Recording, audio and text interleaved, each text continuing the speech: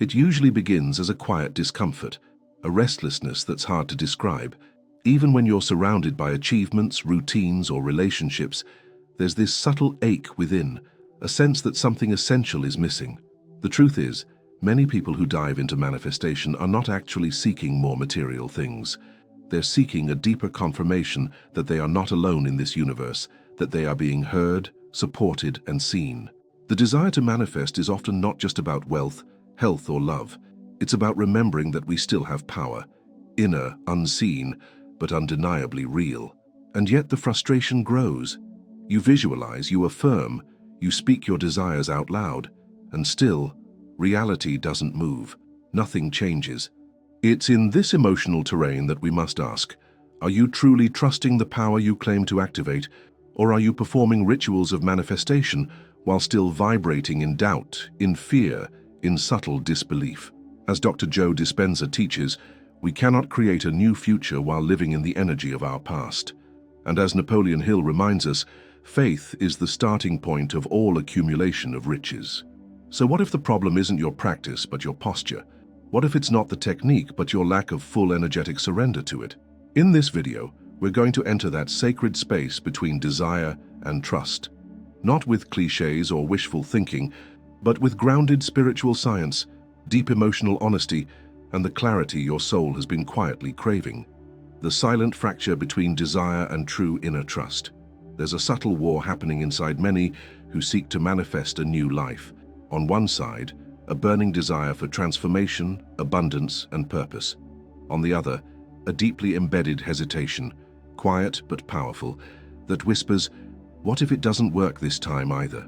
This fracture, almost invisible at the surface, creates a vibrational interference that no vision board or affirmation can override, and most never notice it. Because it's not loud, it's insidious.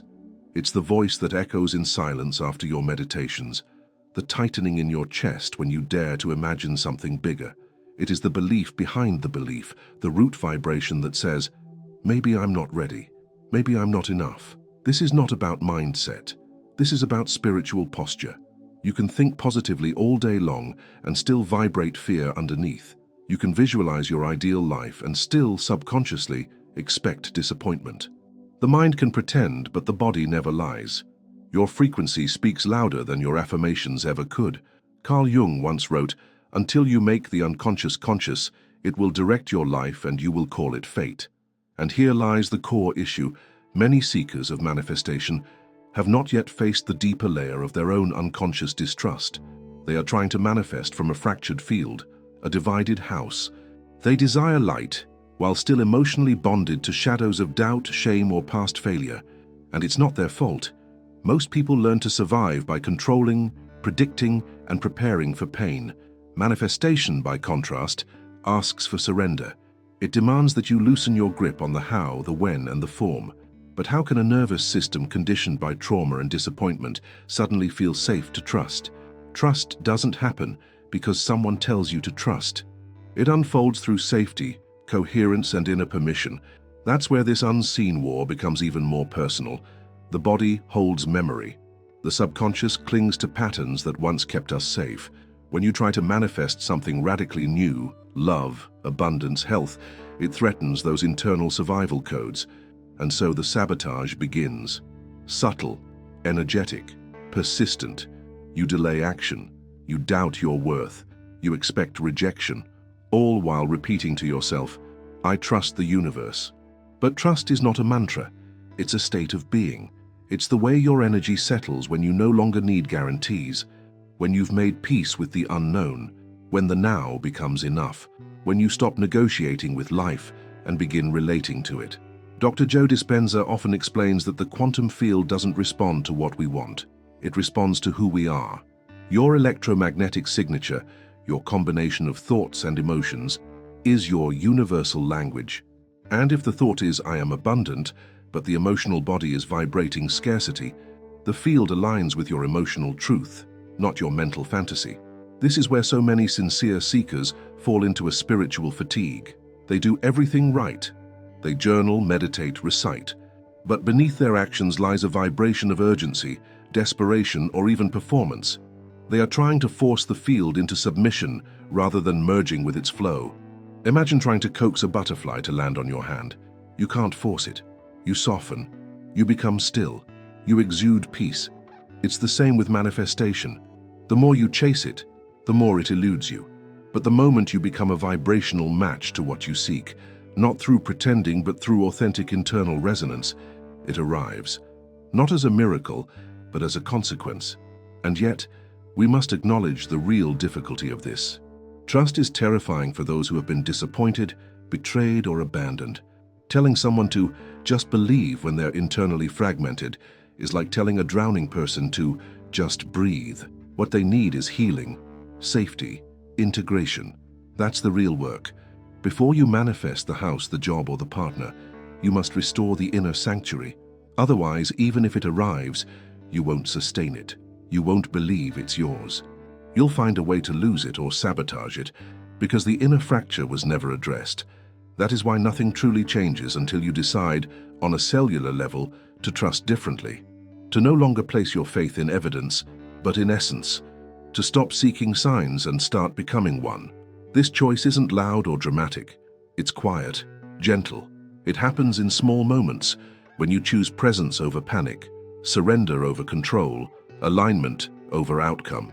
Trust is not believing everything will work out your way.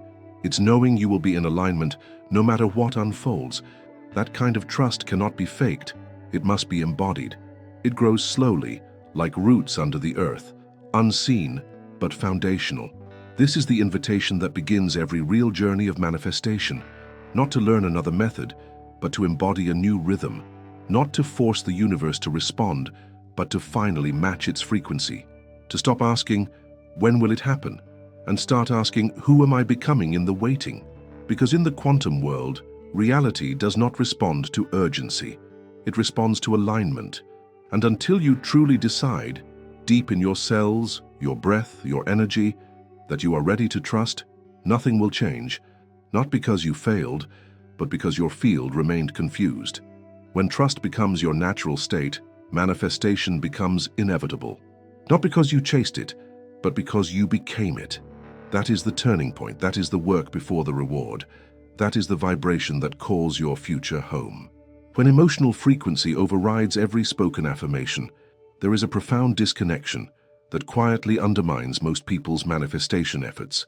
It's the illusion that words are enough, that if you speak abundance, abundance will arrive, that if you say I am love, love will come, that if you declare I trust, the universe will be convinced. But the universe doesn't listen to language. It listens to resonance. And what you feel is always louder than what you say. This misunderstanding is subtle but costly.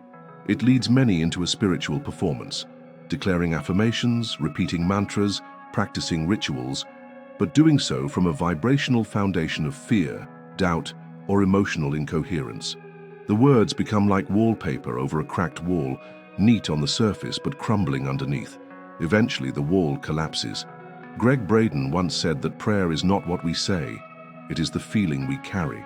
That feeling is our transmission, our signature, our invitation. You can whisper I am safe 1,000 times, but if your nervous system is wired for hypervigilance, your true message to the universe is, I am not safe. The field listens to that unspoken energy, the one you carry in your breath, in your heart, in your cells. This is why so many people feel spiritual exhaustion. They are doing the work, yet nothing seems to shift. The deeper truth is that their emotional frequency has not changed. They are trying to manifest with intellectual belief, while the emotional body remains tethered to the past. And that body memory, often formed by years of abandonment, failure, or rejection, resonates far more powerfully than spoken words. It's not that affirmations are useless. When integrated correctly, they can become powerful anchors, but they are not magic spells. They are reinforcements, not replacements. They must rest on a foundation of emotional coherence. Without that, they dissolve into noise. To understand this, we need to examine the way the subconscious mind works. The subconscious is not influenced by logic. It is shaped by repetition, emotion, and imagery. It doesn't respond to what you wish to be true. It responds to what you consistently feel to be true. And most people's dominant emotional state is not empowerment, but lack. Not love, but yearning. not abundance, but fear. Imagine a person standing in front of a mirror declaring, "I am beautiful," while internally hating what they see. The mirror doesn't lie. The contradiction is not only felt, it becomes their lived reality. The emotional vibration pulls the experience back into its old pattern. This is why the work of manifestation must begin with emotional alignment, not mental affirmation. That emotional alignment begins by honoring what is truly present. If you are afraid, say so. If you are grieving, name it. If you feel small, unloved, or unseen, witness that fully, because pretending does not elevate your vibration. Presence does. Truth does. Honesty becomes the portal through which transformation begins. Spiritual bypassing, on the other hand, delays that process. It covers wounds with light. It uses love as a mask for fear. And that facade, however positive it appears, cannot manifest true change, because the universe doesn't respond to masks.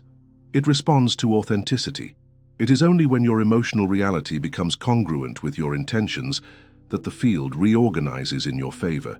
There is a quiet power in simply aligning with what you genuinely feel ready to embody. If you're not ready to hold abundance, admit it.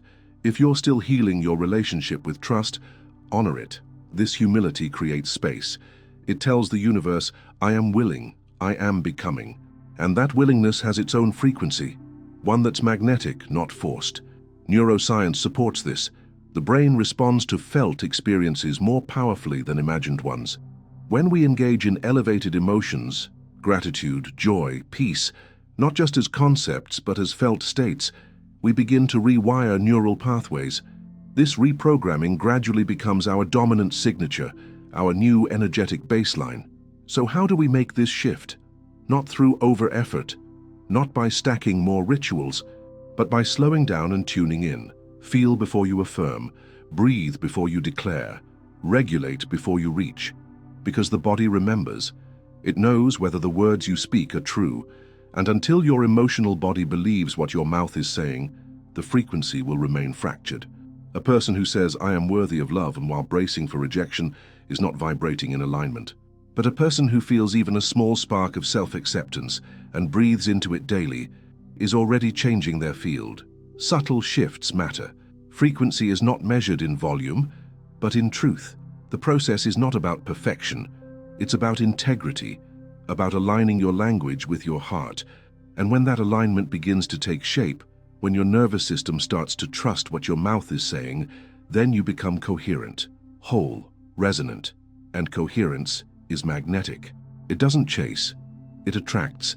It doesn't control. It creates. It doesn't demand. It allows. This is the secret many overlook, that what you feel is the true affirmation, that your emotional frequency is the real prayer, and that before anything outside of you can transform, something inside of you must become honest, safe, and whole enough to receive.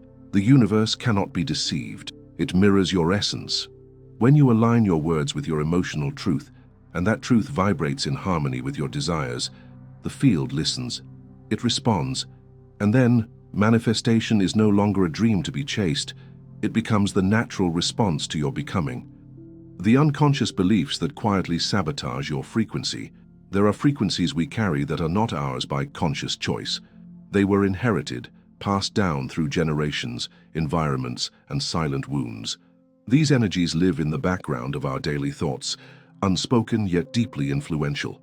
While we repeat the words, "I am ready for change," some buried voice beneath still insists, "But do you deserve it?" These are the unconscious beliefs, quiet, persistent patterns that sabotage manifestation not by force, but by frequency. Most people never stop to question the true origin of their emotional blueprint. They know what they want, but feel emotionally blocked, stuck in patterns that seem to repeat no matter what effort is applied. This is not laziness, and it is not failure. It is unresolved programming. Beliefs form not from choice, but from survival.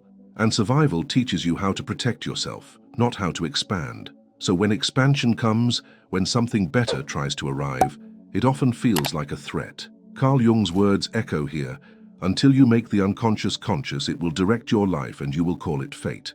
And in that fate lies the repetition of scarcity, abandonment, invisibility, or unworthiness. We attract what we subconsciously feel we are safest with, even if that safe place is painful. The tragedy is that most people think they are manifesting from desire when they are actually manifesting from fear. They ask for love while fearing intimacy. They visualize wealth while resenting money. They pray for peace while clinging to chaos. The signal becomes mixed. The universe, reflecting only coherence, does not judge, but it cannot override the dominant emotional field. And if your inner field is encoded with mistrust, scarcity, or guilt, the external response matches accordingly. So how do we decode this? How do we make the unconscious visible? It begins by observing your automatic reactions, not your conscious thoughts, but your energetic impulses. What is your first internal reaction when something good happens? Is it joy or suspicion? When you receive money unexpectedly, do you celebrate or feel like something bad is coming next? These are the keys. These small responses are doorways into the beliefs that run your life. And most often, the core belief hiding beneath resistance is, I am not worthy. Not because you are broken, but because your nervous system once linked worth to pain, rejection, or performance. This belief is rarely shouted. It's whispered in moments of vulnerability. It shows up as hesitation when you are asked to receive. It appears as tension when you think of charging your worth, speaking your truth, or standing in your power. It's not that you don't want these things, it's that your system was conditioned to equate them with danger. The brain, wired for protection, does not prioritize happiness. It prioritizes familiarity. And if scarcity is familiar, it will recreate scarcity. If abandonment is familiar, it will find ways to recreate abandonment. This is why we often repeat the same wounds in different forms, different jobs, different lovers, different cities, but the same frequency underneath, because our beliefs set the magnetic tone. Changing this requires more than awareness. It requires embodiment. You must not only identify the belief, but energetically contradict it. If the belief is, I am not worthy, the work is not to argue with it intellectually, but to act as though worthiness is your natural state.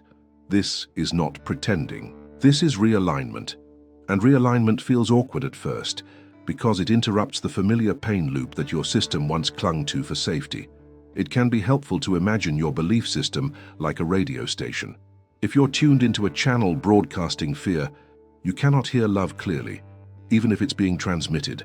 To hear love, you must adjust your frequency. That means removing the static, those inherited messages that say money is evil, good things don't last, and I'm always left behind. These statements may seem harmless, but when accepted emotionally, they broadcast continually, creating resonance with similar outcomes. Neville Goddard often spoke about the importance of imagination, but he didn't mean daydreaming. He meant re-encoding your emotional identity, not simply visualizing wealth, but feeling the ease and stability of being abundant. Not just picturing love, but walking as someone already held and valued. It's not enough to see it, you must become it. And to become it, the old stories must be lovingly released. This is not an instant process. These beliefs were layered over time, and they unravel through attention, compassion, and consistent emotional realignment. They begin to shift when you allow your inner child to feel seen, when you forgive yourself for past choices made from fear, and when you stop repeating to yourself the stories someone else wrote about your worth. Every belief you carry has a frequency, and every frequency becomes a signal. The longer you remain unconscious of those signals, the more you feel trapped in repeating patterns. But the moment you bring light to the hidden, you begin to reclaim authorship over your life.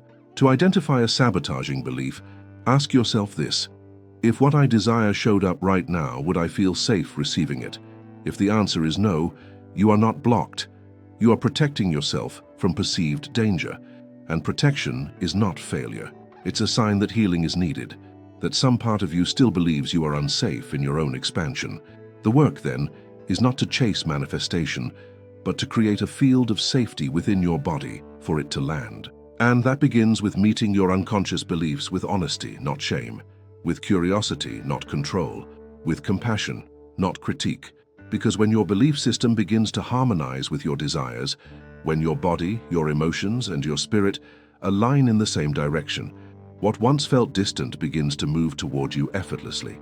Not because you finally did the right thing, but because you finally stopped fighting your own frequency. Readiness is not a thought. It is a state of inner permission. There's a pivotal moment in the journey of every person who longs for transformation, a moment when desire meets resistance and nothing moves.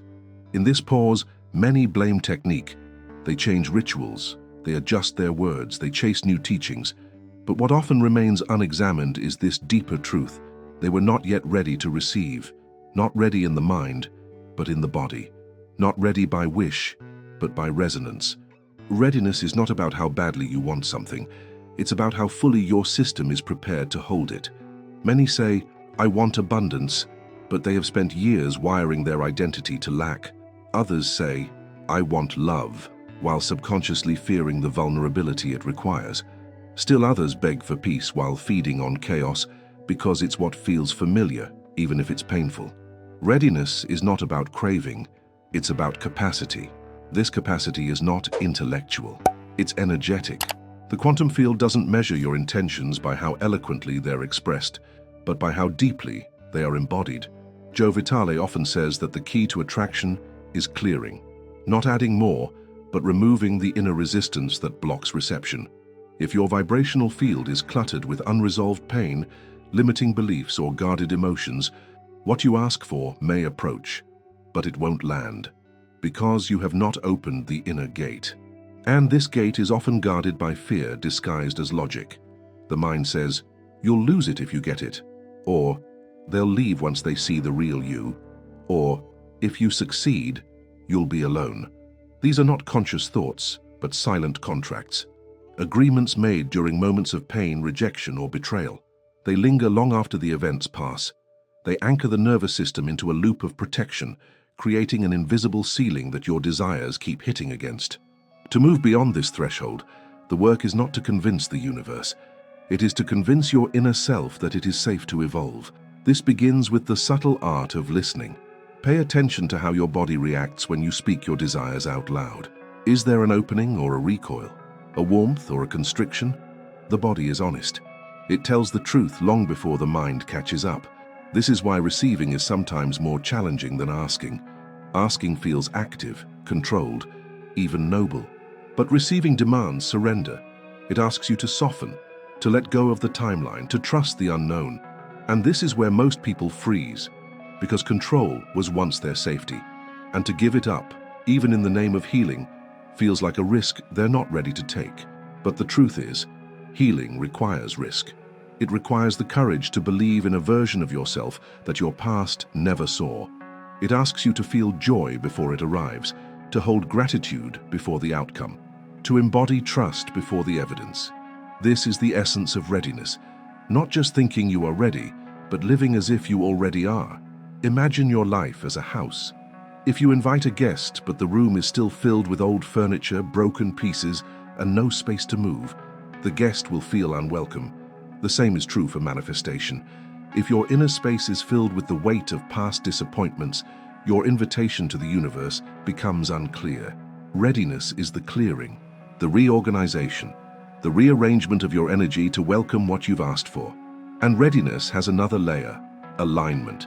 You may desire something deeply, but if your actions, thoughts, and environment contradict that desire, you create a vibrational split.